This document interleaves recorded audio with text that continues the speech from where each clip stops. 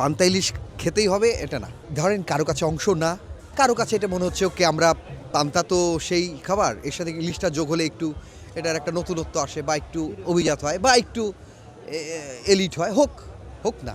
পান্তা কি elite? Elite না, আমাদের এক সময়কার ছিল, সবাই খেত, কিন্তু এটা নিয়ে আমি আসলে কেউ ইচ্ছে হলে খান, না হলে খাবেন না। আপনাকে কেউ বলেনি যে পান্তা ইলিশ না খেলে হবে না বৈশাখ। তারপর ইলিশের দাম 7,000 টাকা কেজি। হ্যাঁ, এটা আসলে কিছু করার নাই, হচ্ছে সবাই একদিনের চাপ হয়েছে করছে। আমি বলবো যে আপনি পেলে খান, নাইলে না খেলেও হবে। পান্তা ইলিশ খেতেই হবে এটা না। আপনি মুড়ি বাতাসা মুখে নেন, হাসতে হাসতে আনন্দ করেন, খাওয়াতে আনন্দ না। বলে না যে আপনি আমার বাড়িতে আসবেন ডাল ভাত খাবেন, মাংস ভাত খেতে হবে তা না। আপনার যা ভালো লাগে, একটা নতুন পোশাক যদি আমি না পান, আমি যেমন পয়লা বৈশাখে শুটিং করছিলাম, নতুন পাঞ্জাবি পাইনি, একটা নতুন গামছা পরে ব্যাস ওকে বললো, ওকে এটাই সিম্বল।